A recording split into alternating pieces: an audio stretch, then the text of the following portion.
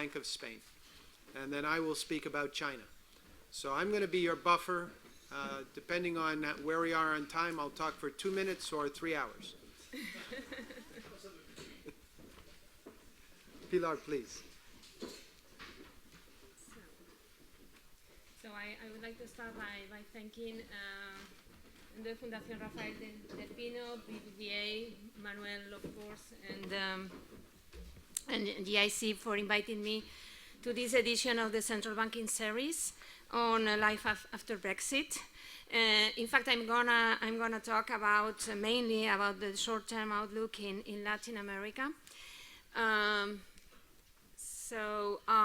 I will spend most of my time on the issue of whether there are bases for a turning point in the region after stagnation and even negative rate of growth in 2015, 2016, and what would be the main drivers in that case for these turning points. I will also make a short focus on Brazil, which is the biggest and almost the weakest economy in the region, and finally I will spend a couple of minutes on issues related to long-term growth. So starting with the short-term outlook, I'm going to refer mainly to the region that I call Latin America 6. It includes the biggest economies in the region: Mexico, Brazil, Argentina, Chile, Peru, and Colombia. We used to include Venezuela here also, but unfortunately for some quarters we haven't had any macroeconomic data. So unfortunately we haven't been able to include it in the graphs. And I will speak of Latin America as a group, but I will be pointing out maybe some exceptions in some countries in the different slides. So the graph shows the divergences in rate of growth, mainly between Brazil and Argentina, which are the two countries that are differentiated there. And then the other 4 countries, which have a more stable and closer dynamics.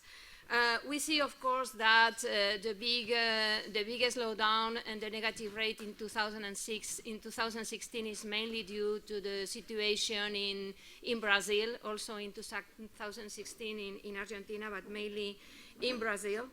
And the dots we have at the end of the graph represent the forecast for growth, average growth in 2016 and 2017.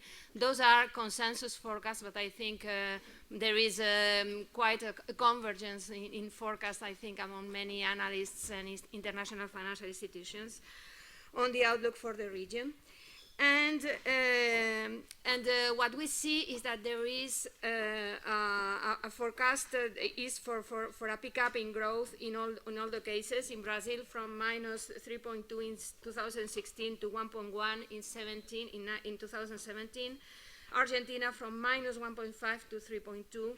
Mexico 2.1 to 2.4, Chile 1.6 to 2.2, Colombia 2.2 to 2.8, Peru 3.7 to 4.2, and Venezuela, not in the map, in the graph, but anyway, would have been decreasing by more than 10% in 2016, and maybe decreasing by something like 2.6% according to consensus forecast in 2017.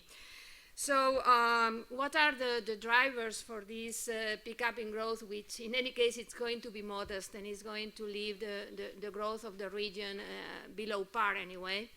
I will start speaking about external drivers. And I think that although the global economy will be subject to low growth in 2016 and 2017, there's been an improvement in several dimensions that are important for Latin America in the external outlook. First of all, there's been a stabilization of growth in China, and this has allowed for commodity prices to pick up somewhat in the latest quarters. And this has allowed a small slight improvement in terms of trade in several Latin American countries after a big deterioration, a big negative shock in the previous years. There's been an improvement in market sentiment since more or less the second quarter of 2016, and this has been clear towards the region.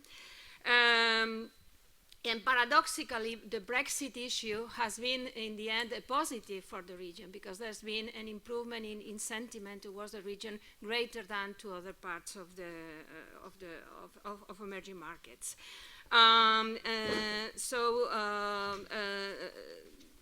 There's also been, after Brexit, a leveling off of expectations for an immediate Fed hike. And, all this has generated an improvement in external financial conditions for the region, and capitals have started to flow back since the second quarter of 2016, and also especially in the third quarter. So, of course, in this, let's say, more favorable global environment, expansionary monetary policies in advanced economies remain key. And especially important is the outlook for monetary policy in the US. I think here we have to point out that the protracted divergence between Federal Open Market Committee rate projections and market expectations implies, we think, a non-negligible probability of sharper than expected by markets adjustment in US monetary policy, and this could lead to a risk of episode. And I think this could be one of the most important risks surrounding the outlook for Latin America. I think this issue of divergence between FOMC projections for rates and market projections, having been touched in our previous session on US, but I think it would be nice to know what's the opinion of the speakers in that session on that point. Anyway, I mean, the graph on the right, what shows is evidence from a study we have performed in Banco de España, that really what reflects is that Latin American countries are particularly sensitive to US monetary policy tightening. So the tightening in financial conditions in Latin America would be higher than in other emerging markets, so wider than in other emerging markets, whenever there is an increase in rates in the US. And possibly this is due to factors like a higher dollarization of assets and liabilities in Latin America, to closer financial and commercial links with the US, and maybe to the fact that commodities, which are the most important export goods for many countries in Latin America, are traded in dollars. Anyway, I think in the case of Mexico, the link with the US is especially important, not only through financial markets, but only because of the very close economic links in terms of manufacturing in industry with the US. Going from the external environment to the domestic drivers of growth, I have to say that there was the terms of trade shock that I referred to before, implied a strong deterioration of external positions of Latin American countries before 2014. And in front of that shock, there was a good thing, which is the flexibility of exchange rates and the fact that there was a depreciation of exchange rates that provided some reining in of the deterioration of external accounts. Then came in 2014, 2015, the deceleration in economic activity, which allowed for a current account adjustment, mainly through the decrease or the slack in imports, but also with some recovery in exports. And we can see there that in 2014, 2015, countries like Brazil and Chile experienced an improvement or a correction in their big current account external deficits. More recently, there's been an improvement in market sentiment, as I was saying before, and this has led to a stabilization, you can see, in exchange rates in the region, even an appreciation in the cases, for example, of Brazil and Colombia. And as I was saying before, capitals have started to flow in the region. So all in all, I would say that there's been an improvement in the external imbalances, but they remain high in many countries, especially in Colombia. And against this, I have to say that foreign direct investment inflows and foreign currency reserves provide some comfort. So I think vulnerabilities on the external side, well, are a little bit muted for the moment. Turning to inflation, over the past 2 years, 2014, 2015, we saw before that there was a strong depreciation of exchange rates in the region. And so inflation has been high in many Latin American countries. In the graph to the left, we have singled out Brazil and Argentina, and the other 4 countries, unfortunately, are not separated. It's the pink line below, but there are also differences in inflation between the 4 countries there. Basically, Mexico has a rather low inflation, but there's also been an acceleration in inflation over the last 2 years in Chile, in Colombia, and in Peru. So there's been a tightening in monetary policies, as you can see in the graph over the right.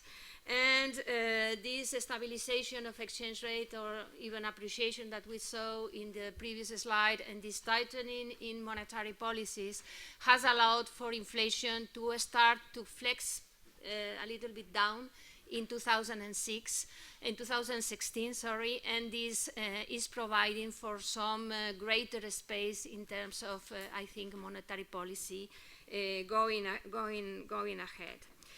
I would speak of 2 countries here. I think Argentina is a situation that is not reflective of what I have just said. In Argentina, of course, there's been a situation of very bad macroeconomic management up to the end of 2015, and inflation has gone very sharply up, over 40, even 45%. The inflation rate we have depicted in this graph is estimated by us because they are not data for inflation over the last years. But the new government, I think, has introduced a very sharp redirection in economic policies. They envisage to have an inflation targeting framework for already in 2017. And we believe that there are hopes that the situation in terms of macroeconomic adjustment in Argentina has a positive outlook.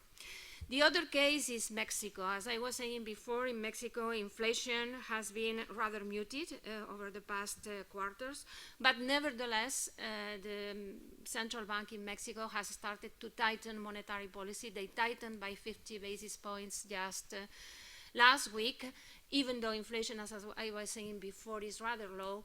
And this comes in relation to the depreciation of the exchange rate, just in the case of Mexico, and a strong link with the US situation.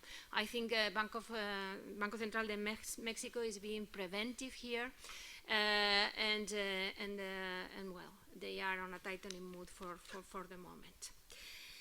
Finally, speaking of the domestic drivers in Latin America, I will turn to the fiscal situation, which is, I think, bad in general, and the need for consolidation is rather pervasive.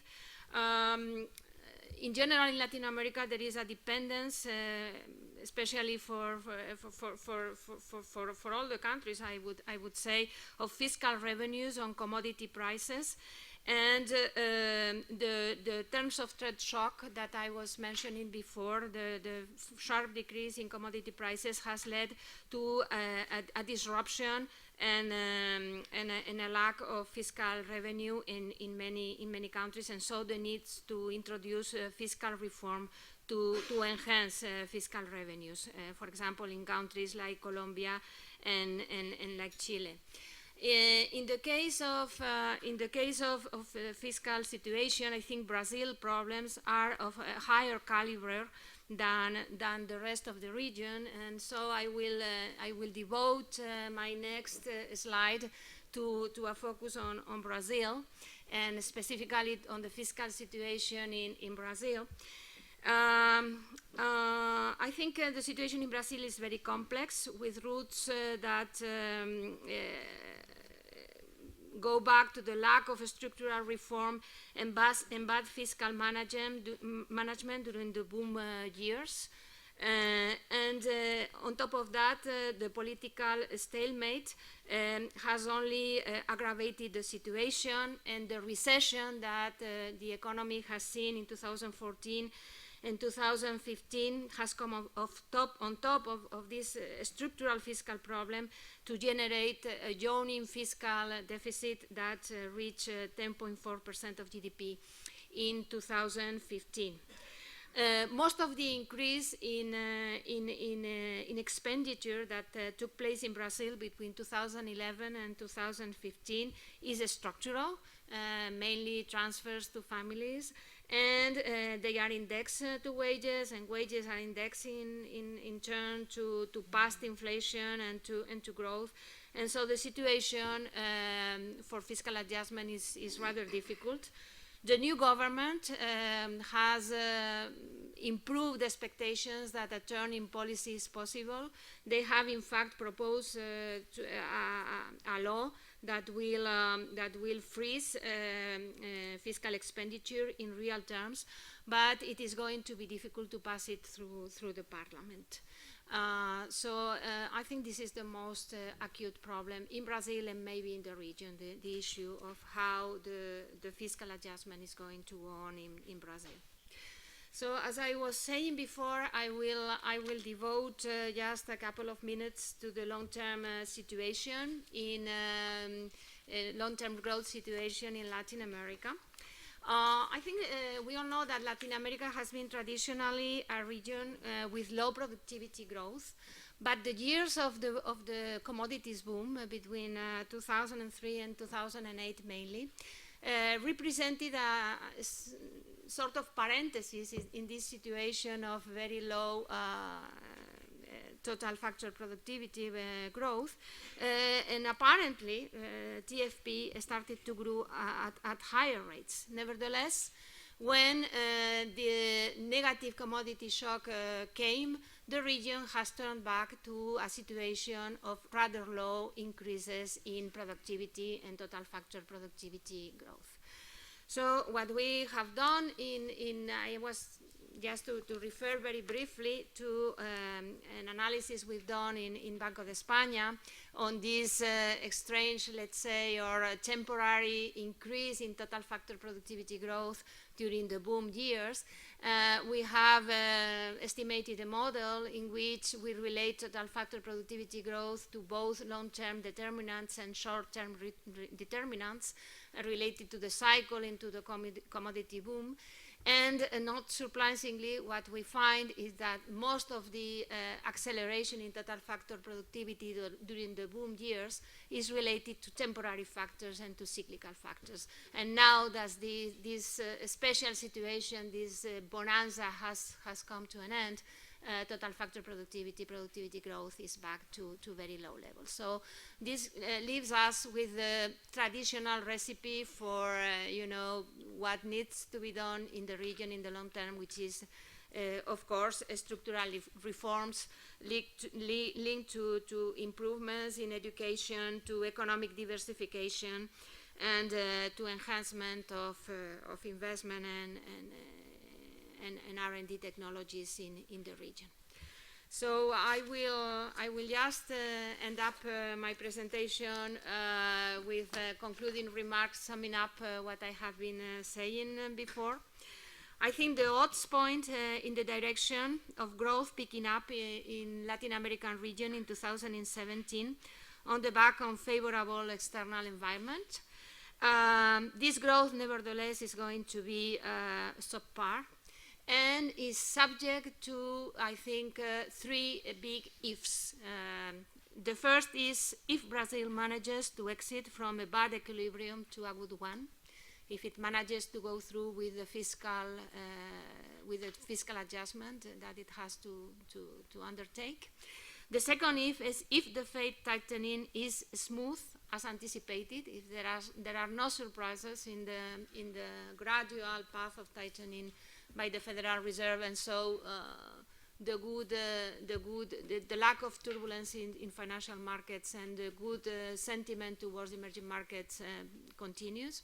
And the third if is if China continues the transition to lower growth smoothly and achieves the deleveraging it is performing also in an orderly manner.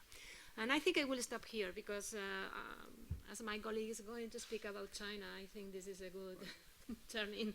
It's a good transition. Yeah, a good transition. So the answer to that last question is if China is going to continue the transition to lower growth while deleveraging smoothly, the answer is no. The reality in China is that China is a political economy and it moves on a political cycle, not an economic cycle. And what's happening in China right now is that Xi Jinping, who came in 2012, is up for his reappointment in 2017, and that's guaranteed. But more importantly is who he is going to put on the Politburo and how he is going to enshrine his legacy going forward for the next 5 years or beyond. And it's the or beyond that is the essential question, because historically China has had 10-year cycles of leaders, pairings of leaders, and so in the upcoming election one would expect him to nominate the two people who are going to succeed he and Li Keqiang as president and prime minister of the country. There is no indication that this is going to happen. There's every indication that he is going to try to consolidate power by reducing the Politburo from 7 people to 5, so that he controls 3 of the seats, which gives them majority control. So the real question for China is, can something bad happen between now and basically November of 2017 when those appointments will be made? And the answer is no. Because they can manage the economy. They have tremendous levers to pull in terms of being able to lower interest rates, in terms of being able to reduce reserve requirements, to be able to stimulate by printing money, etc. They're already undertaking significant fiscal stimulus, more than any other country on the planet. Everybody knows that's what you have to do now, right? Fiscal stimulus. But the only country that's actually doing it is China.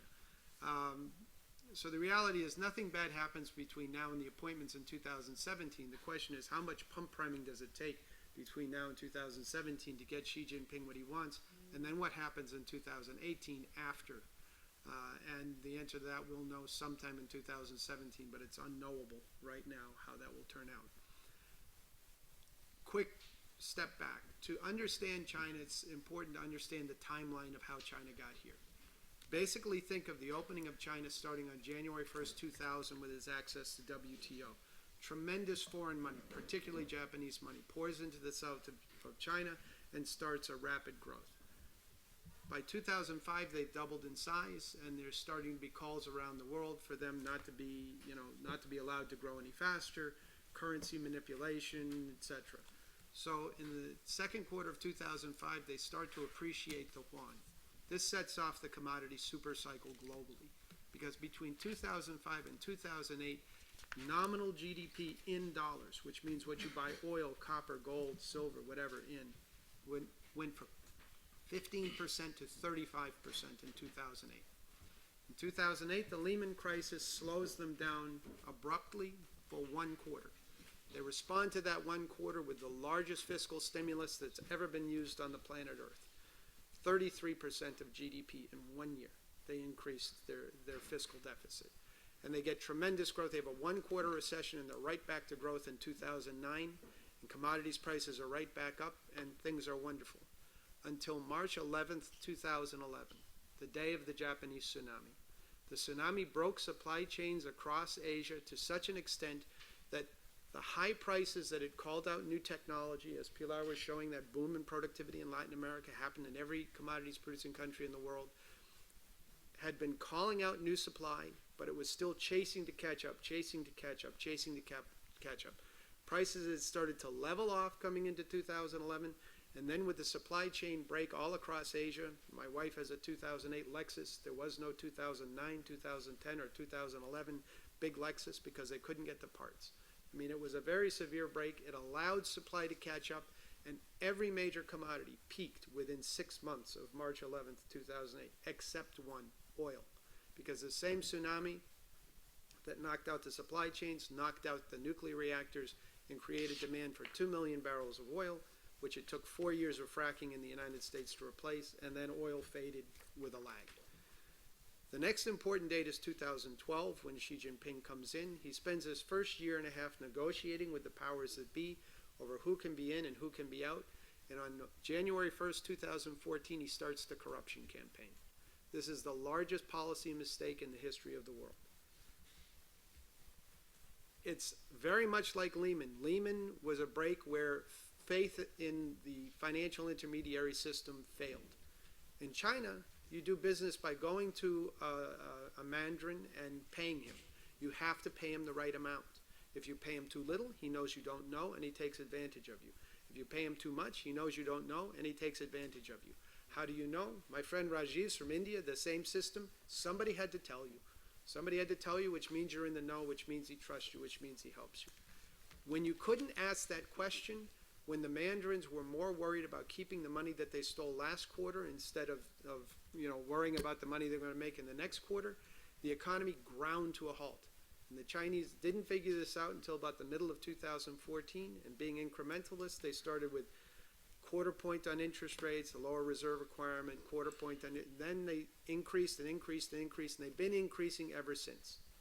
Now, in 2016, they have a fairly substantial budget deficit, went from 2.5% to 5% of GDP. They're starting to get growth, the normal policy response to, normal growth response to a policy stimulus.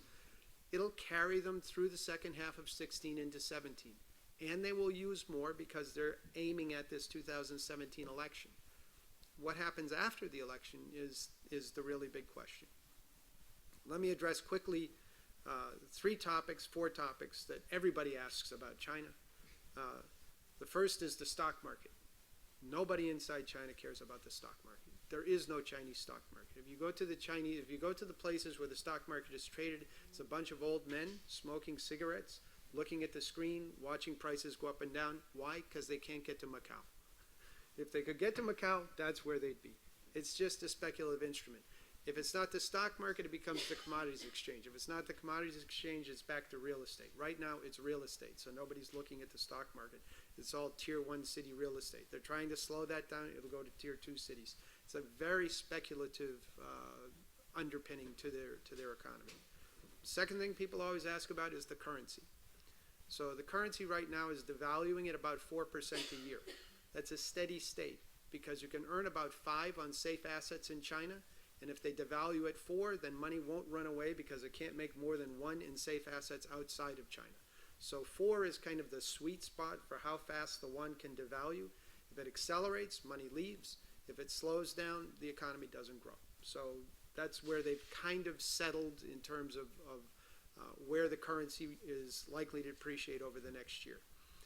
The final and the biggest question is, when is the Chinese banking system going to blow up?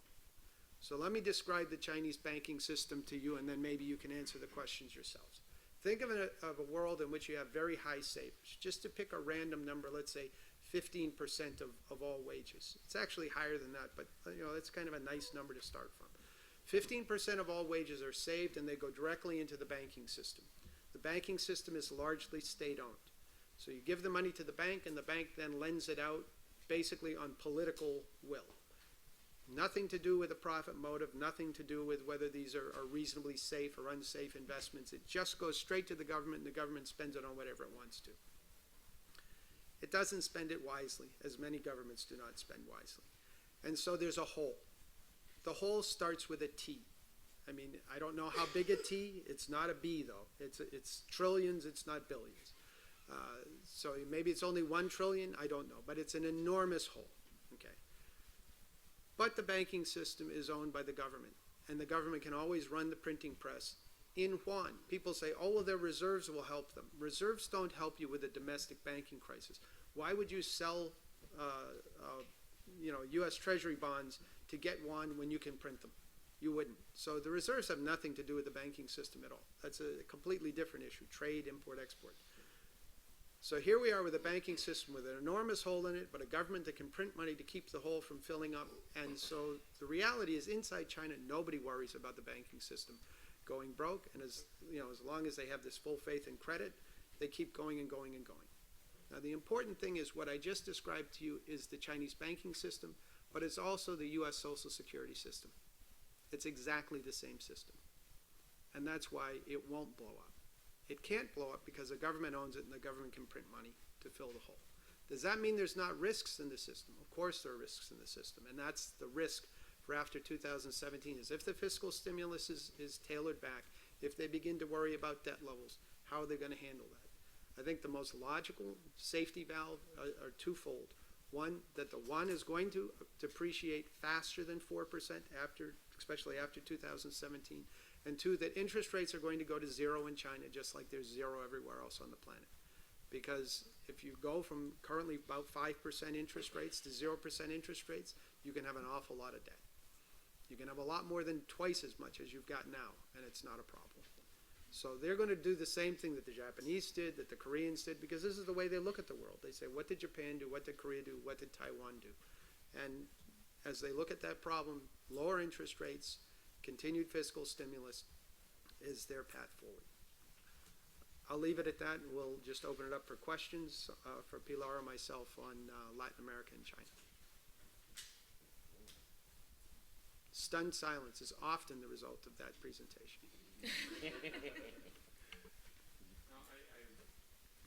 Diego. I would like to add some comments to to Pilar's presentation. I have very hot information about Argentina because I lived many years in Argentina. And for example, the other day they presented the last research about poverty, that since the Kirchner era there was no statistics. Finally, the result was really very sad because the people under poverty is quite huge. Half of the young people is under the poverty line, just from the beginning. And as the government of President Macri is having midterm elections next year, my humble opinion is that they are going to have a very tough test in November of 2017. And I have some doubts about if they achieve to continue to be in the leadership, to continue with sharp structural reforms. No? So the other day, the president of the central bank introduced the inflation targeting system, but there is a huge discussion about the political deficit, no the fiscal, the political deficit.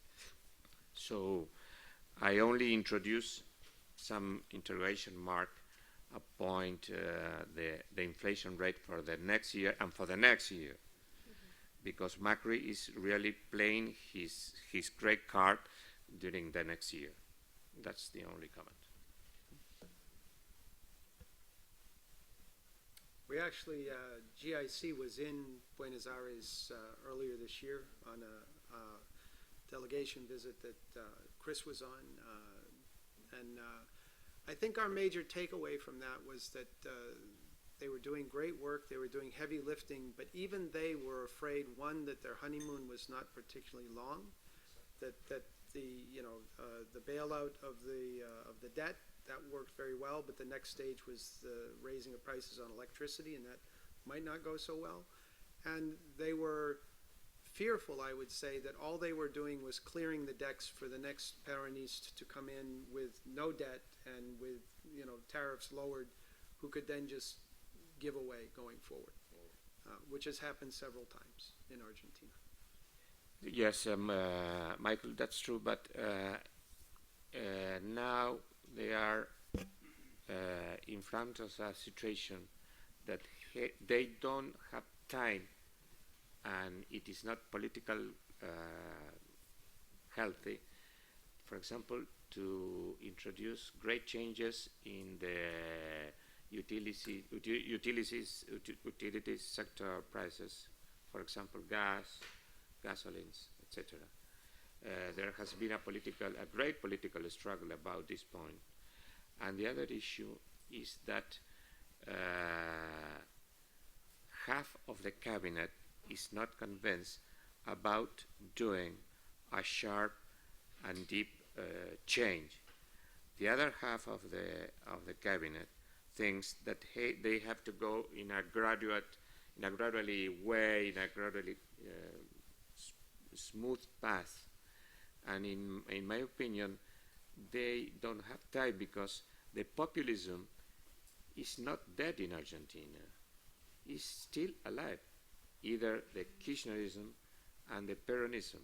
Although the Peronism is changing its own dress, but you know, the populism in Latin America during 12, 14, 13 years has carved very deeply. The policies in Brazil with Dilma Rousseff, the policies in Argentina with the Kirchner family, they have stolen through the public works nearly 10 billion euros. 10 billion euros. That's more or less the balance of the actual current of payment. That's the point. And the counterpart of that is the poverty. And the counterpart of that is the valuation of the peso. So Macri has to achieve a very hard task and a very hard homework upon this. Last but not least, they have to work with all the subsidies to the poverty. And if you don't catch up investment, if you don't cut the inflation, you are going to have constantly more subsidies. It is like the dog that is catching his tail.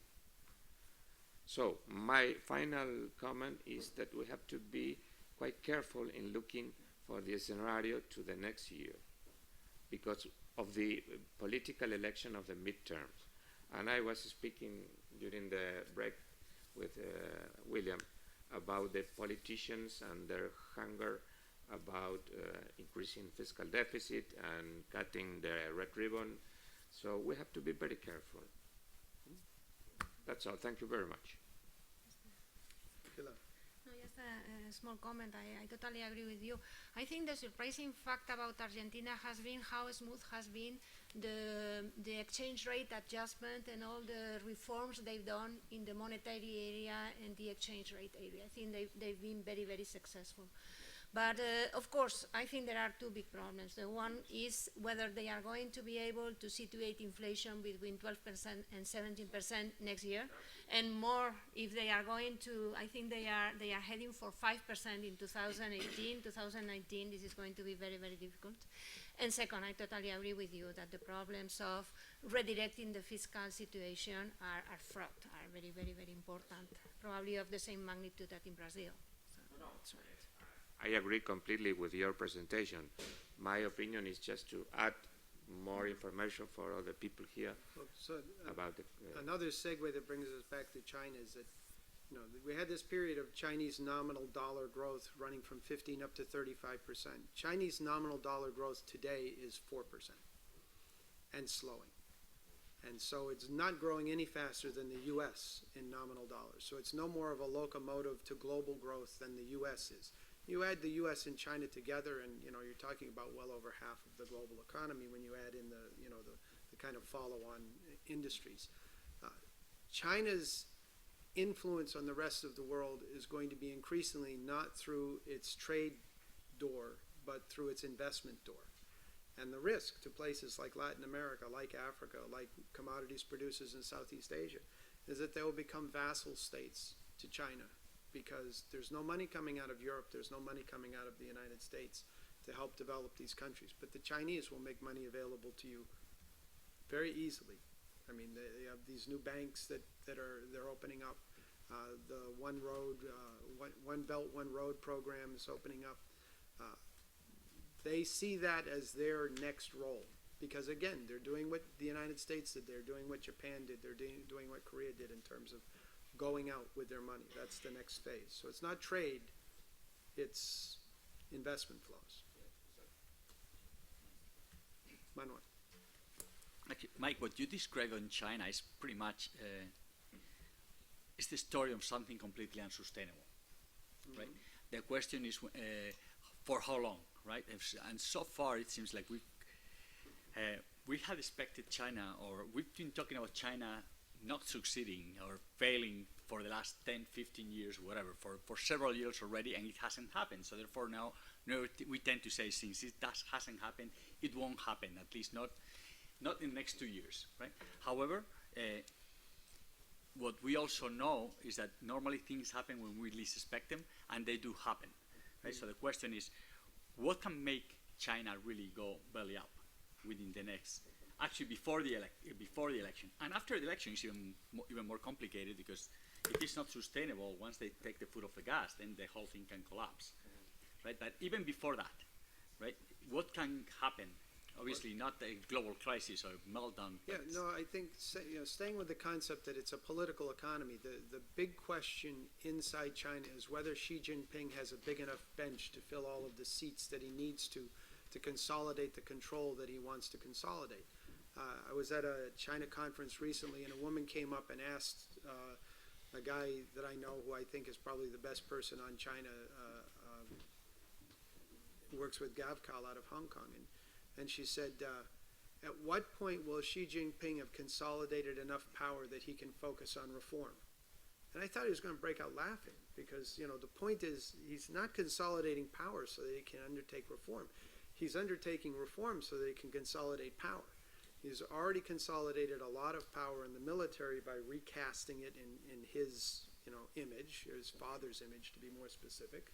And he's trying to do this now on the political side. But you have to remember that he was put in the position he's put in because he didn't have a big bench of people. He didn't have the China Youth League. He didn't have the princelings. He was less risky to the Jiang Zemin empire than Li Keqiang, who was a Hu Jintao acolyte. So now he's been scrambling for years to bring in all of the people that he's known through his political career. And there's a lot of them, but there's not a lot of them. So one of the things that's happening in China right now, one of the reasons that China's a little bit optimistic for the next 12 months, is that all of the guys who are burned, and I'm not talking about Shanghai, Beijing, Hong Kong, places that you can go and see, all the guys who are down in the 500,000 person villages out in the countryside, the mayors of these places who stopped because of the corruption campaign. They've been stopped for 3 years now. But now they're beginning to worry that they won't be promoted in the 2017 round of reappointments. So now they have to do something to show that they're worthy of being promoted. So there's activity in these second and third and fourth tier cities. It's almost impossible for someone like me. I go to China 3 times a year. It's impossible for me to see. I don't speak Mandarin. I go everywhere, but I don't get down to this level. Statistics are really good in China, especially at the 500,000 person village level. So I mean, it's invisible to the foreign eye, and only they really know what's going on.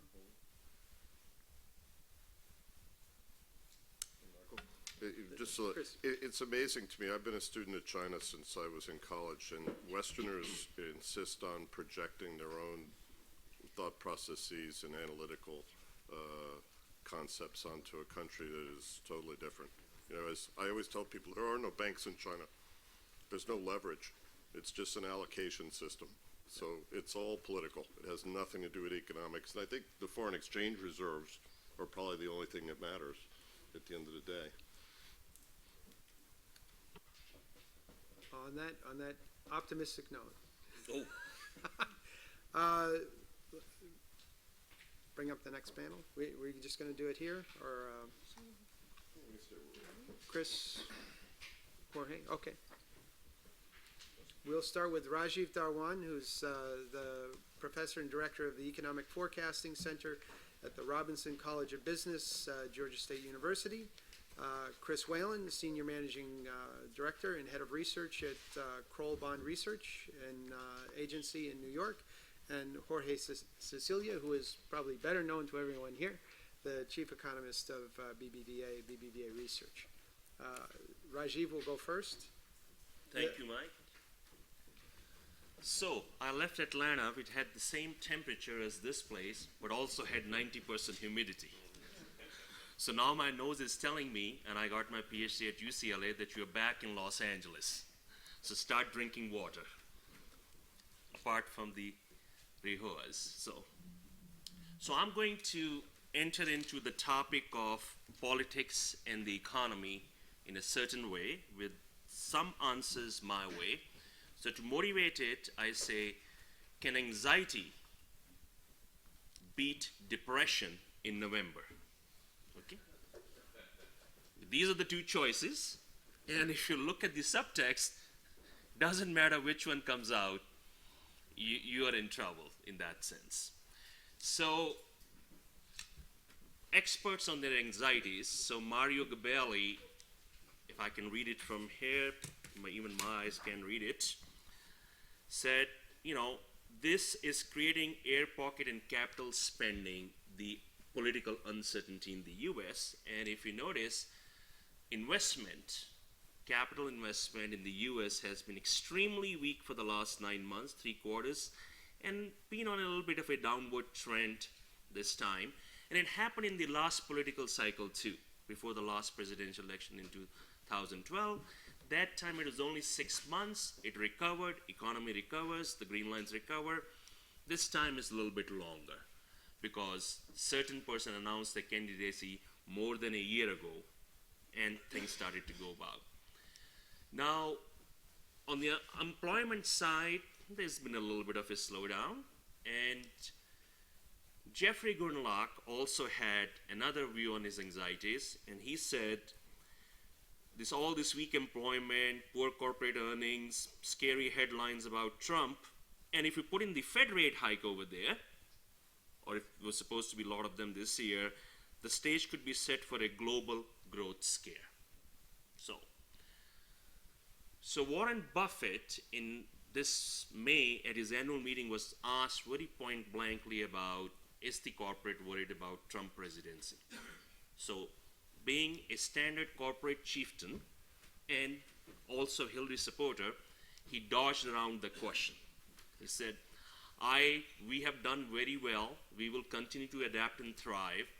Then listed all the reasons. We went to price controls, other things. We have done great. And he says, no presidential candidate or president is going to end that. This is what I call American super optimism. And perfectly correct answer. He runs a big conglomerate. He's responsible for hundreds of thousands of people, shareholders and all that. He cannot officially take a side. So this was a great non-answer, except for the last line. So I tend to read academic journals too from time to time, and that comes in handy. So Blinder and Watson is a very accomplished econometrician. Blinder was the vice chair of the Fed, noted Democrat supporter in that sense, but they had this paper, Presidents in the US Economy, an econometric exploration, looking at what happens, and his was a net-net. They looked at from Truman to current Obama administration, the years, and they found, based on their analysis, but their emphasis was GDP and how much time you spend in recessions. So notice one thing, they're not talking financial markets over here. I'll come to that later. So they basically found that between the two, depending upon the Democrat president or the Republican, there's a difference of 1.8%. You grow 1.8% better under the Democrats than under the Republicans. And they went through a lot of reasons, and I'm going to go through them the list, what explains the difference. They looked at it, is it what I would call in econometrics omitted variable bias or a spurious correlation? Is it the makeup of the Congress or what the presidents did before they came in? And the answer was no. Is it initial conditions? Democrats were elected more often when the economy was poised for growth? And the answer was statistically no. So initial conditions don't matter. They also looked at fiscal and monetary policy of the presidents, who they chose as the Fed chair, what happened, and that did not explain the difference. Okay. Then what explains the difference? They looked at the thing called luck. Perhaps the president was in power when there were no oil shocks, or productivity shocks were good, or the foreign growth was good when the China was booming or something, and they did find that that explains about half of that difference. The rest of it is still a mystery. So according to them, if you have the Democrat in office, you have a better growth. Now, I'm going to get to the political structure and stock market returns, and here the research is done by USA Today, the newspaper. So this is not my research, not the other thing. And they broke the makeup between White House, who controls it, and the Congress, who controls it. So there are combinations over here. Republican, Republican, Democrat, Democrat, flip over, split. And they looked at the years this kind of situation was there. Now, I asked the people when I present this thing, under which regime over here do you see the highest stock market returns? Most of the time the answer is people who are not in the financial industry, they say Republican, Republican. And turns out the lowest returns are Republican, Republican. The highest are basically either Democrats or the split one. Okay. So now you can see one thing. When they did their study, which was just published a few months ago, being traditional economists, and we're all coming off the Kuznets growth theory thing and all that, the idea of even looking at the stock market is anathema. They should have put stock market over there, but they didn't. This non-academic study seems to say that thing. So I call it a case of expectations. So we had our first debate last Monday, and the guy is asking Donald Trump, and I hope I can read it from here. He says, you lied, you were like a petulant 6-year-old child. I think you met the expectations. Okay. So this is fine. Now, one area where the president has a lot more power in the US, when it comes to monetary policy, fiscal policy, he has to deal with the Congress. So unlike in a parliamentary system where the winner takes all, the prime minister who wins the elections has a lot of control over the monetary and fiscal policy. In the US, they've separated that out. It's the Congress that has a lot more control. But the president has one area where he has the power, so I'm going to go down to the trade side. So Donald Trump has been saying, I would tax China, put big tariffs over there. And there was an op-ed piece in Wall Street Journal based upon this old economist, Henry George, who basically had, you can't read it over here, who basically had this thing saying that if you really think trade is bad, then in the old days, he's writing in the 1870s, we should have sunk every ship that left the port. And by their definition, everybody else would have been better off because there would be no trade, which is an absurdity. So Milton Friedman likes his kind of things like trade is important, but at the same time, when you look into the distributional aspect of trade, and you can see that in Europe too, it was the manufacturing base that went over to China. So we ended up buying goods from China. So the upper class and the absolutely low class gained to some extent, but the middle class in between lost the things. In fact, if you look at China's trade deficit and surpluses, China now buys things from everybody, emerging markets, Germany, other places, runs a trade deficit with all these countries. And the 3 countries that it runs the trade surplus, first is Russia, a little bit, buys the, sells a little bit more to them somehow, followed by US or Europe. So 90% of the trade surplus is with US and Europe because we are the one who buy the stuff. and everybody else provides the stuff. So I call the Apple phone as the great American-made Chinese product. You know, it's made over there. So he can go over there, and I looked in the history, and presidents have come in and put the tariffs. Nixon's done it, Reagan's done it, older Bush did it, Obama did also something. And the Trade Act of '74 has a clear language that a president unilaterally can put up to 15% tariff on any country for up to 150 days without going to the Congress. So that is one thing, if a person who does not believe in trade becomes a president, can do on the first day without having to go through the Congress. And all you have to say over there is a balance of payment emergency. If you cannot declare with the big trade deficits that you don't have a problem, then you will never be able to declare a problem. So that's a real threat. So I looked at, this is the IMF chart of trade in the world, and you can see that big drop over there in 2009, and you put the world GDP, has a nice correlation. So I say to the people, let's say it comes in, it's a 6 months or something, 10-15% tariff, trade drops a little bit. Can we live through that thing? I think we can. We can take in a mild recession, move on. What if it turns in outright trade war, tit for tat, everybody's putting tariffs and that thing?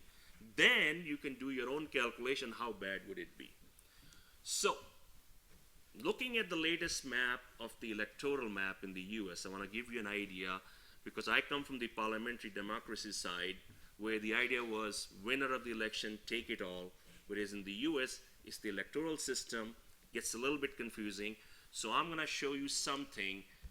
These are the maps. Red is Republican, blue is Democrat, and gray is the undecided ones.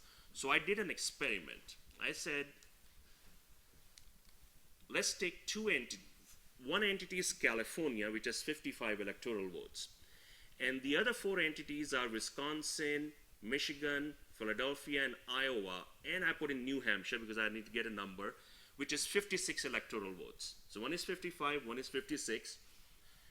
And let's say in California, Trump loses by 30 points. And in the other places, he wins them by 1 vote each. So in the end, Trump is the winner with 56 electoral votes, but as a proportion of the votes, popular vote, he's only 1/3. And that can happen. So when you read the American polls, polls are about winner take all. So you have to be careful whether people were California were polled a lot more or people in those states. So that's why the polls are correct. The interpretation of polls is also correct. The person who writes the press release does the thing, the way they put the spin onto it and the way you interpret it. So this is one serious possibility, and these are all so-called swing states, heavily manufacturing. That is where the manufacturing bases have been lost, and they can end up determining the outcome. People are focused on Florida, Ohio, and all that. These things are there too. So at this point, if you want to know the probability of winning, you go to the Iowa's electronics market, run by the University of Iowa, and you can look at, I call it you put $1, how much you get back, the probability. Over here is still showing Democrats, the blue line, with a margin. And it hasn't changed much in the last few weeks. But there are other outcomes too. So you can make a matrix, how the Congress and the White House is divided, and I'm going to go down to the 4 combinations. Republican, I call it revolutionary anxiety. Democrat, I call it predictable anxiety. And then the other thing, status quo, depression, DNR, R&D is dysfunctional. And then the last thing is divided one, which I call it best for the corporate. So if you want to put probabilities over here on these outcomes, you can again go to the Iowa's electronic market, and I can translate that. The green line is it's the Democrat House and a Democrat Senate. And the red line is Republican House and a Republican Senate control. And notice in the last 3 weeks how the red line has zoomed up. Okay? So White House is separate, this is the Congress one. So I put in my own personal probabilities interpreting that thing, what does it, the scenario looks like. So most of the time it seems to be the status quo or best for corporate, that's 65% in total, and the other 35 is your predictable revolutionary anxiety and other stuff.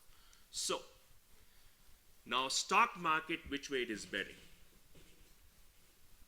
Looks like in the previous recoveries, in the last 3-1, we have consumed more than we have grown as income. Consumption growth has been higher than the income growth. So how did we fund that? We actually went into the assets. It was either the home equity or corporate or the stock market assets. So how would the stock market is predicting? So Paul Samuelson used to have the famous saying that the stock market has predicted 9 of the last 5 recessions. People laugh at that, but I say one thing, this damn indicator has a 100% chance of hitting it when it hits it. Okay, so be careful. So if you start from 2013, when we recovered all the losses of the previous recession for the stock market, seems to be up quite a bit nicely. If we just do it in the last 1 year, it's got the valleys up and down. So stock market is trying to have it both ways. Okay, so now I can't predict who's going to be there, so I'm going to do one thing. I'm going to show you a thing a year after if Trump is elected. So first thing he does is he puts the emblem Trump Tower on the White House. But he's not happy with it. He's not happy. One of my young kids prepared this thing for me. So he says, build it higher. Okay? He's still not happy. You know, it's not big enough. He says, take it even more higher. So they take it up higher. But there's only 2 problems, small problems with this logic. You demonize the workforce that's going to do the work, which is the Hispanic one, so you're not going to have the workers, and then you put the tariffs and demonize the Chinese, you won't have the money to build it. So it's going to be a pipe dream. So with that, I will end and move on. Or we're having Q&A or later or something? No, we'll do the Q&A at the end. So, Chris?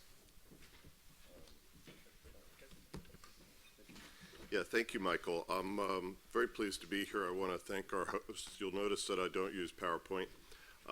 And the reason is I think it's important to have a conversation instead of reading slides. I always insist on this with my colleagues. Slides you can leave behind, and my comments were summarized in a research note that we published last week. It's on our website if you care to look at it. Just quickly about Kroll, we are the smallest and newest of the rating agencies. We were started about 6 years ago by Jules Kroll, the famed private investigator who did in fact sell his old firm 14 years ago.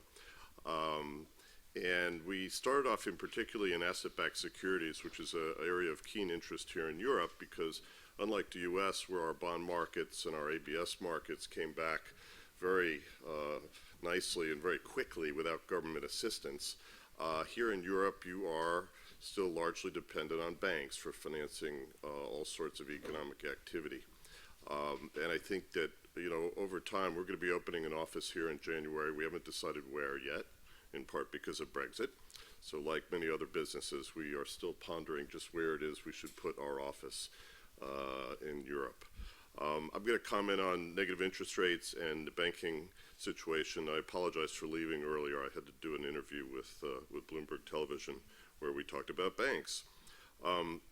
First on negative interest rates, you know, I'm not an economist, I'm an economic historian. I'm an investment banker by trade. I did work at the Federal Reserve very early on in my career and remember that time with great fondness and admiration for my colleagues. But I think that if you really look at the course of US history and particularly interest rate policy, it has been driven by the sole mandate, which is employment. You know, we talk about the dual mandate, but if you read the Humphrey Hawkins legislation, in fact, employment, full employment is paramount. If you do not achieve full employment, then you may not, by law, pursue price stability. In fact, the law targeted a zero inflation rate 10 years after enactment if and only if full employment was achieved. In fact, there are 3 mandates. There's also a mandate in there about stable interest rates, which we never talk about. The reason I think this is significant is that, you know, after World War II, governments were at the apex of the economic food chain, and all other activity was subordinate to government. This is in large part because coming out of the Depression and the war years, there was only government finance. In fact, in the United States, because of one of my favorite Supreme Court decisions in 1925 by a guy named Louis Brandeis, we didn't have secured financing in the United States until the 1970s. It just wasn't possible to do it. We had to amend the Uniform Commercial Code and pass a couple of different pieces of legislation before people were comfortable putting together financing with collateral. So you wind the clock forward, and really since the Vietnam years, the late 70s, early 80s, when employment became an issue, and when the political fears regarding employment started to move to the foreground, there has been a secular and very steady decline in nominal interest rates until we get to the present day where we're basically at zero. I view this not as, stimulus. I think we've pretty much run out of runway when it comes to stimulation. I view this as a slow, progressive confiscation of private capital. Over time, we have slowly pushed down the rate of return that you get for taking a certain risk. So that today, those oil companies that Michael was talking about were out there raising money, and these are junk credits. These are not investment-grade credits, at under 5%. The spreads compressed. People were able to go out, buy oil, store it, insure it, and have a locked-in return, what they call a contango market in the oil industry, for years. It was just free money if you played in that market and you understood how to exploit it. And I think just to me, we talked in Dublin a little bit about overcapacity and about investment. How on earth can we pretend to encourage private capital to invest in things that will generate employment and growth, which we so badly need, if we're going to deny them real returns? There's just no way to make it happen. So instead, what you see is a lot of investment misallocation, particularly in China, in things that don't necessarily produce returns in the medium and long term. My favorite two, by the way, are a car company called Tesla and a supposed technology called blockchain. I'm actually going to make a presentation in Washington later this week on blockchain, and my slides will be up on our website on Thursday. This is a technology that is a complete dead end, but billions of dollars have been raised to pursue it. And likewise, Tesla, neat idea, a car powered by a battery. No, 100 years ago when Henry Ford and Thomas Edison were working together, Edison wanted to build an electric car, but he said, no, the battery's impractical, Henry, use gasoline. And that is the case today. An electric car wastes half of the battery stored in the cell. And by the way, no, you can't use it for SUVs or trucks. The battery just can't do it. It's great for warships if you have gas turbines. It's really great for trains. Another great example of how you can use an electrical source to drive DC motors, which are obviously the best means of propulsion. There's nothing stronger than a DC motor. But with a battery, no. And yet, we've had vast amounts of money chasing these apparent opportunities. So I think, to me, the really striking challenge for policymakers is how do we turn the ship around? How do we realize that ultimately negative rates are not about stimulating growth and investment? They're about subsidizing indebted governments, which cannot take action to clear the decks, revitalize assets, make them productive again, and really provide opportunity for our people in the future. And you have no better example of that than Europe. We have had an asset problem in the European banking system for years, even before 2008. And a combination of political reticence and the fact that the courts in Europe are really not functional when it comes to resolving insolvency, and they are certainly not fair to creditors, has provided a system where nothing clears.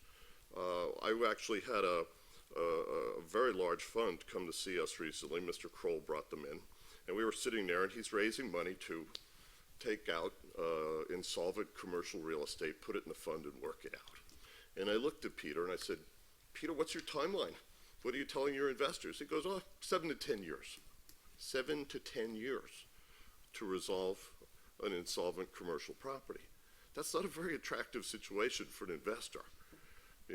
There's a total lack of transparency and functionality in the EU court system when it comes to resolving situations like this. And I'll tell you, having lived in Britain twice, I think that's part of the reason that the Brits want to leave, Because the one thing that does work in Great Britain is if you're insolvent, they'll wind you up like that. If you don't pay the paper boy, he can push you into administration. The commercial rules in Britain are very, very tough. So I think that, to me, you know, when I've been talking about Deutsche Bank last week in the media, and we're putting out a note this morning about it, to have the German government say, well, we're not going to stand behind our banks. Really? Really? Is that a credible position? You know, what we need, frankly, I think, is courage on the part of leaders that say, you know, we've got to go clean up this mess. The good news is, if they were willing to do that, if they were willing to go into Banca Monte dei Paschi or any of the other banks in Southern Europe particularly, where we're most concerned, and start the process by saying, yep, we support them. There's no question of failure, number one. Number two, we're going to write down the assets to fair value, or even move them off the balance sheet into a bad bank, you know, and then the investors would flock in. They would be delighted to come in. But they're not going to do it unless somebody starts the party. And what I said in Dublin, I'll repeat now. If you look at the failure of one of the biggest banks that wasn't assisted by the U.S. government, IndyMac, it was a good-sized bank, but it had a big derivatives book. And it was the first really complex institution that the FDIC had to take over. Took over the bank, but they didn't resolve it. They didn't put it through a receivership. They put it into a conservatorship. So they kept it running. And now they were trying to sell it. But the room was empty. Nobody was interested. So the FDIC, Chairman Baer and her colleagues in the resolution department threw risk sharing on the table. And they said, we'll mark the bank down. We're going to share the risk with you on the loan portfolio, dollar for dollar. And you provide the money. All of a sudden the room was full because investors had certainty. They knew what they were buying into. And they also had some degree of assurance that they wouldn't be on the hook for all of the risk. You could do the same thing in Europe. I think this is actually a very promising and positive message. But the problem is that everybody is so cowed by unemployment. Look here in Spain, we still have very high unemployment among the young and among many other sectors, that they're afraid to act. And I often wonder, maybe the Fed, maybe the other central banks made a mistake, because by saving us from a full-blown debt deflation, as we saw in the 1930s, we gave our politicians a false sense that they didn't have to act. Unlike in the 1930s, when the United States was on its knees, literally on its knees, and people of character, people of real intelligence and vision stepped forward, and they did the right thing. And that's how we got out of it. We had to have a war too, by the way, which I think takes away from the argument a little bit. But hopefully we are not going to end up there. That's my greatest fear. If we're not willing to take action now and fix it, then I think we could see the same populist tendency that we saw in the 1920s lead us into another global conflict. And with that, I will stop.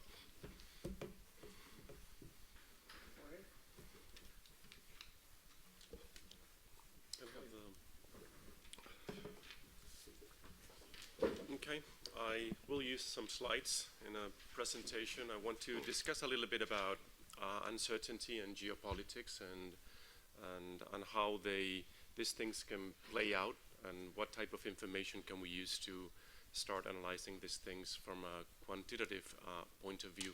But let me start the conversation by just analyzing what has happened with the impact of financial uncertainty on global growth after the crisis in 2008, right? So what you have here, it's the outcome of a very simple model with financial volatility and global GDP, and we just shock the system to see what has been the impact on GDP of this financial volatility, and we compare it with how the response was before the crisis, right? And the impact seems to be kind of large in the short term, but it fades out fairly quickly, right? In opposition with what happened before, where the shocks were longer lasting than what is the case now.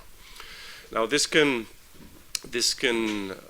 be a consequence of a variety of issues. It can be that probably current risks are very difficult to evaluate, and many of the risks are in fact very difficult if you don't know the system in which you are working. If we have doubts about trend potential growth, real interest rates, vulnerability risks, etc. It might be the case that it's very difficult to disentangle noise from from news, and that can be another issue. So we get lots of shocks that eventually fade out, or it can be the fact that we have central banks there just taking the risk out of the system, or very willing now for a variety of probably good reasons to kind of hedge against worst case scenarios. Now, I'm not going to go through all of this. It's just an open question, and it's a big debate all over the place.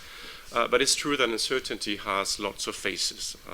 We can talk now about political uncertainty, and we've been going through that a little bit. We can talk about monetary uncertainty, fiscal uncertainty, global uncertainty, external risks, the state of the economy. But I want to point the attention to one, which is this is done for Turkey, where we have political uncertainty at play. In some other countries, this type of results might not yield this large impact. But this is a kind of a quantitative proof that probably political uncertainty can have a larger impact in some places than it was the case before, right? So this is just to set the stage, and here the impulse response to those shocks, which are not necessarily orthogonal because they're estimated outside of the system, but they give you an analysis that political uncertainty might have a bigger impact now than before. And one of the things about this political uncertainty is that while financial markets somehow are, they have a mean reversion, when we try to measure political uncertainty or geopolitical uncertainty, what we see is that they exhibit some type of path dependency.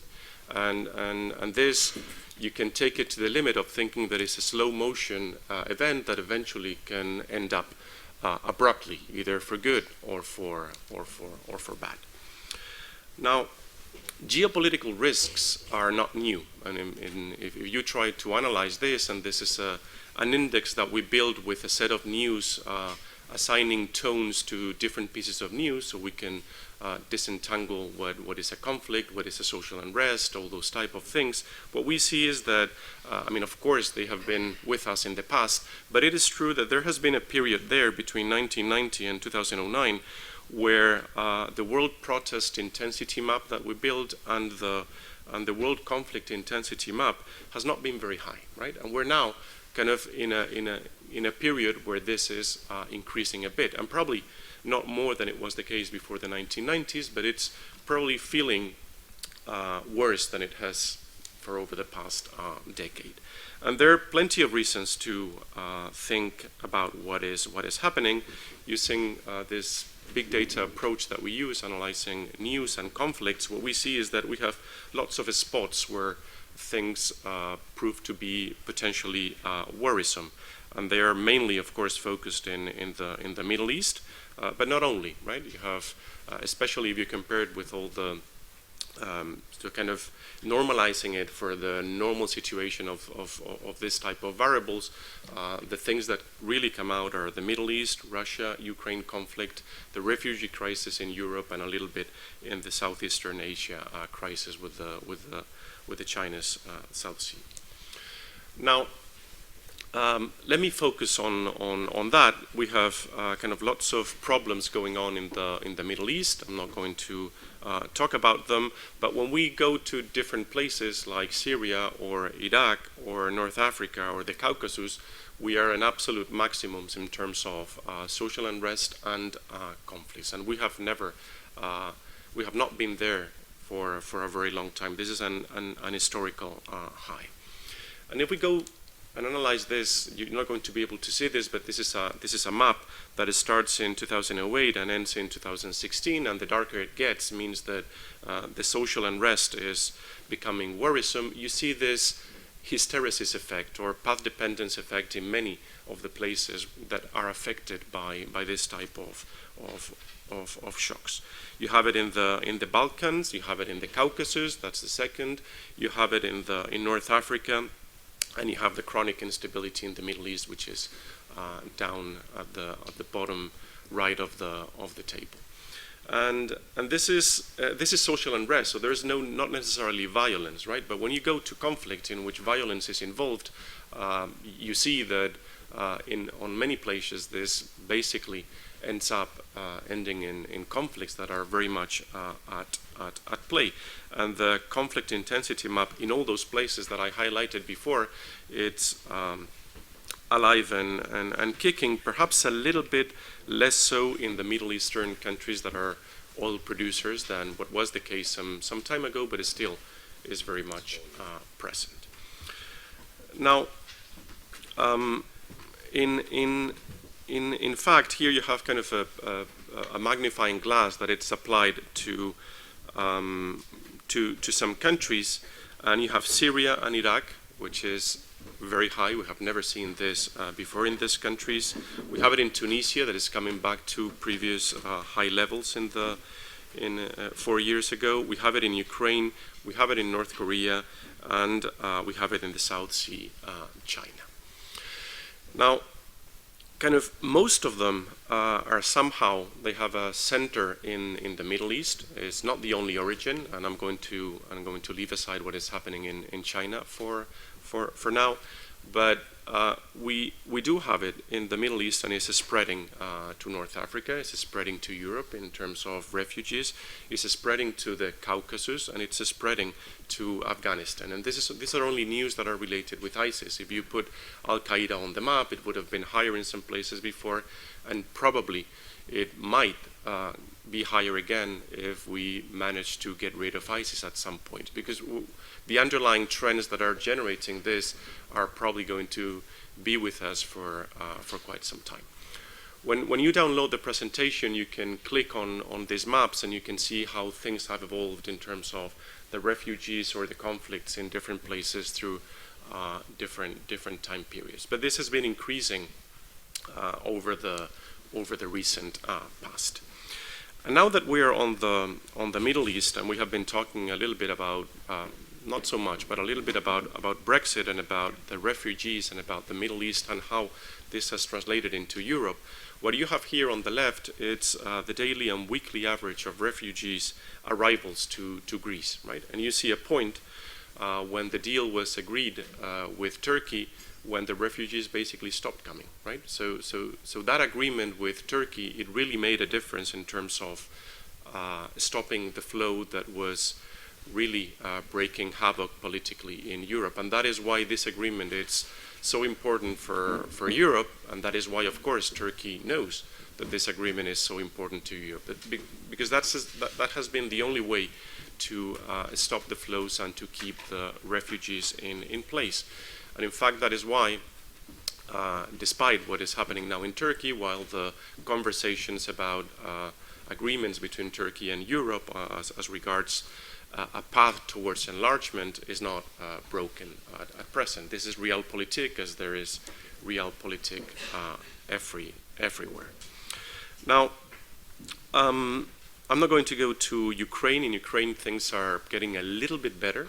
I mean, of course, economically it's not, but in terms of security it's a little bit better. But the red dots are still very high there, and anything can derail whatever it's happening in there.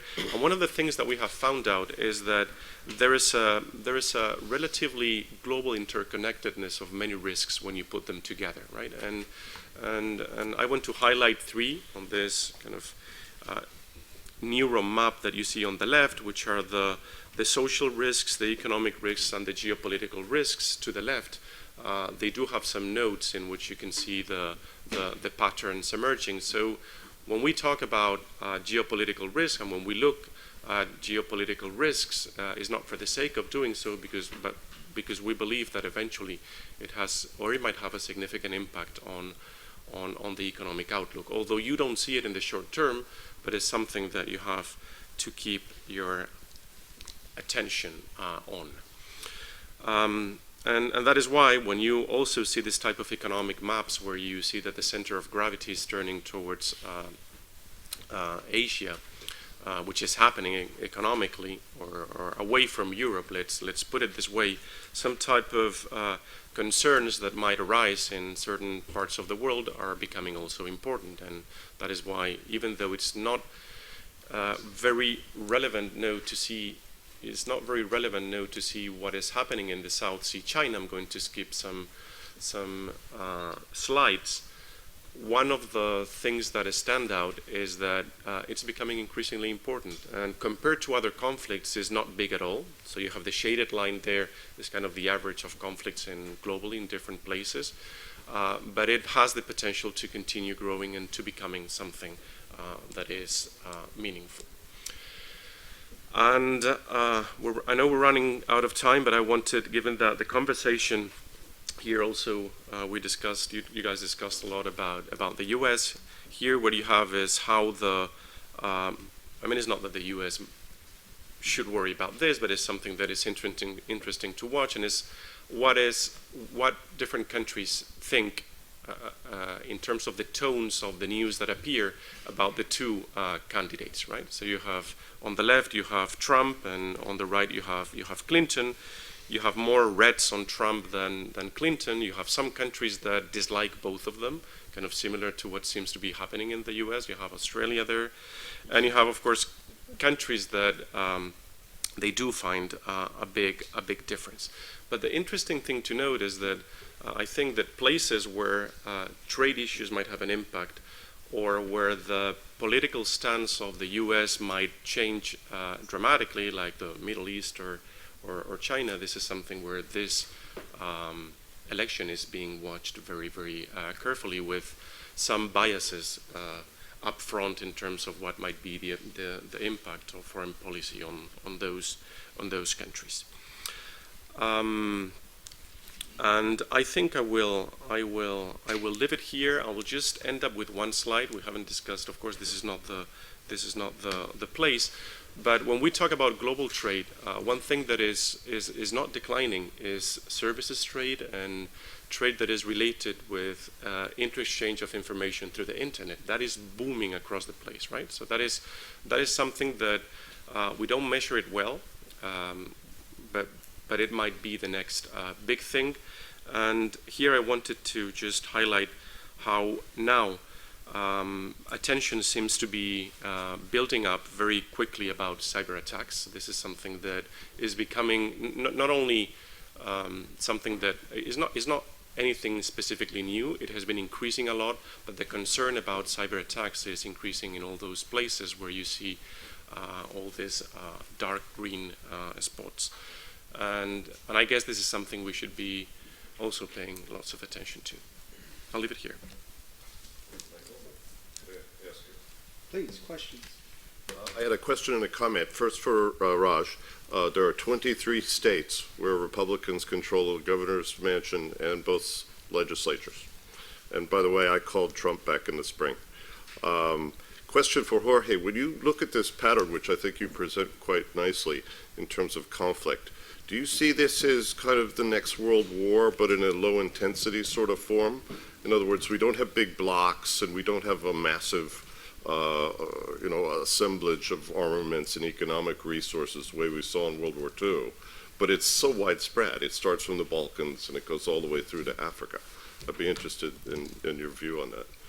No, that's a very big question for me to answer, actually. I mean, whether this can end up in a war or not. What I do know is that the evidence and the historians seem to think that eventually things, if are not solved, eventually play out, or as more problems become bigger, and eventually the bigger they get, the more likely it is that we can revert to options that would be potentially catastrophic. Yeah, and we're seeing that political issues evolving in that way, right? Because you tend to, when you see what things are happening in Europe, is that, and this weekend we had this referendum in Hungary, where there was a decision put in place which is basically illegal within the European framework, right? Which is whether to accept or not an instruction from the European Commission that is allowed to do, right?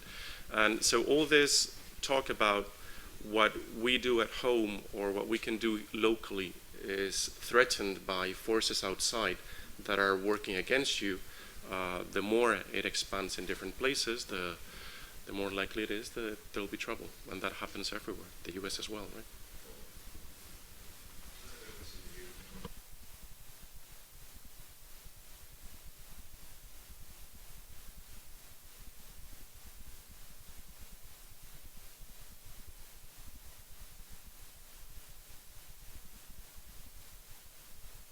not the crisis, the reference for a crisis that people normally take, like the 30s. But I've been recently reading on the Mississippi crisis back in the second half of the 18th century that was heavily weighing on France. And as an example of how things were not taken care well of, it ended up in originating a huge political and economic crisis in France, which ultimately brought the French Revolution in a way. They had to sit down and write down a lot of liabilities that they had before that. So people always take parallels to either the economic crisis of the 30s or even Japan in certain issues, but nobody pays well attention on what happened in France, between France and New Orleans back in the 18th century. Maybe because that was exactly the example of how things are being taken care of here in Europe, in terms of financially and economically speaking. Just wanted to share that with you. And one second question. I have the feeling that, personally, that over the last 20 years or 15 years, there's less government and less political effort to confront volatility and political tensions, and if institutions are taking care of it afterwards. After the damage has been done, someone's taking, institutionally, like central bank monetary policy, fiscal policy, is taking, trying to soothe that, but there's no political proactivity to avoid it. And this is kind of a historical perversion also happening lately. So these are my only two thoughts. No, you're absolutely right. First, to your first point, I'd like to think about today's situation in the 1920s after World War I. Because, World War I was a stimulative event for the United States. A lot of debt was issued, a lot of American goods were purchased, but when the Brits stopped buying from us, the U.S. economy tanked. And then you had a long period in the 20s where the farm sector was in trouble and other sectors, and people had run out of ideas. They didn't know what to do next, and I think there's some similarities, not entirely. And look, the central bankers are the adults in the room. They have been heroically trying to deal with issues that are hugely beyond their scope. It kind of reminds me of, again, the early 1930s when Congress and the FDR administration repeatedly went to the Fed and said, hey, can you help us with this? And the Fed said, no, we don't do that. Housing, for example. So they created more parastatal entities that were modeled after Italy and Mussolini. So when you look at the GSEs, when you look at many other agencies in the United States, the intellectual wellspring for those functions in the U.S. government today come from 1920s Europe, a very authoritarian model that was overlaid on top of our libertarian republic. So it's, I agree with you. I think that there's a lot of unwillingness on the part of politicians to do the right thing, and in fact, they're doing the wrong thing. And, as I commented earlier. Thank you. Part of the feedback on that is a comment that was made earlier that, particularly when rains been on, there's been this attitude, well, we can't predict bubbles, we can only fix them afterwards. The question is why there's not the proactivity to try to regulate, we're in that vein now, we're trying to regulate some areas. Well, no, as my father, Richard Whalen, said to me many years ago, it's the responsibility of this generation to pass the bubble on to the next generation intact. Do you have